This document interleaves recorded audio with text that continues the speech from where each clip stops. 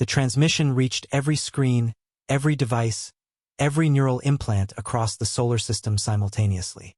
Broadcasting stations from Mars to the outer colonies fell silent as the emergency signal overwrote their feeds. Commander Sarah Chen's weathered face filled billions of displays, her eyes carrying a weight that seemed to bend space-time itself. "This is Admiral Chen of the Earth Defense Fleet," she began, her voice steady despite the tremor in her hands. Behind her, through the bridge's viewport, something impossible writhed in the darkness. A space that wasn't quite black, wasn't quite there. "We are returning from what our scientists are calling horror space." 3 months earlier, humanity's most advanced battle fleet had vanished while investigating anomalous readings near Proxima Centauri. The 17 ships, carrying Earth's finest warriors and most sophisticated technology, had simply blinked out of existence. No distress signals, no debris, no explanation. Now they were back. Dr. Marcus Webb leaned forward in his observation deck aboard Luna Station, his coffee growing cold in his trembling hands. Through the reinforced transparent aluminum, he watched as reality seemed to tear itself apart. The void beyond the moon rippled like disturbed water, and from those ripples emerged shapes that defied description. The ships were wrong.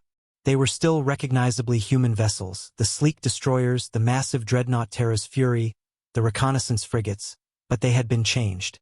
Their hulls pulsed with veins of sickly bioluminescence. Geometric patterns that hurt to look at directly covered their surfaces, shifting and writhing as if alive. The ships moved with an organic fluidity that made Webb's stomach lurch. "Jesus Christ," whispered Captain Torres from the bridge of the orbital platform, New Geneva.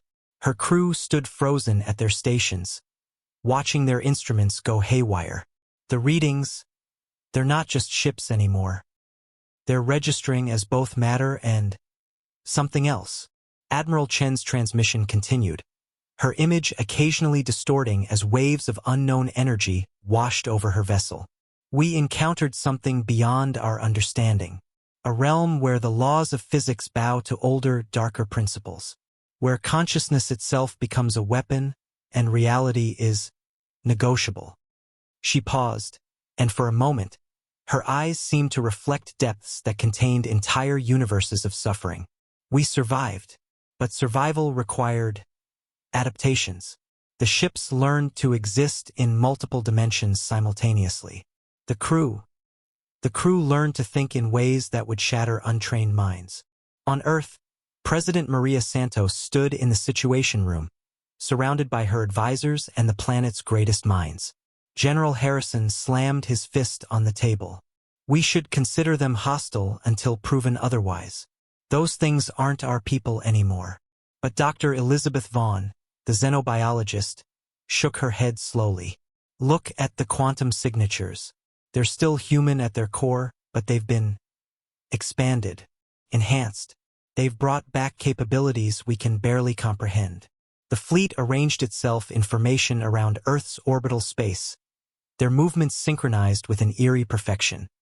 Each ship cast shadows that fell in impossible directions, and their hulls sang with harmonics that resonated in dimensions human science had only theorized about. Admiral Chen's final words echoed across the system.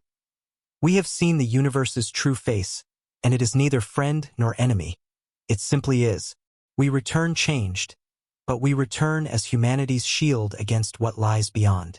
The horror space taught us that reality has teeth, and sometimes, to protect what we love, we must grow teeth of our own."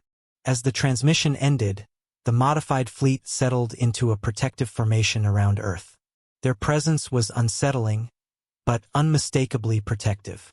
They had become humanity's guardians, transformed by horrors beyond imagination into something that could stand against the dark. Billions watched, uncertain whether to feel terror or gratitude, as Earth's battle fleet, no longer entirely human, but still entirely humanity's, took their posts in the endless night. The universe had shown its true face, and humanity had learned to stare back.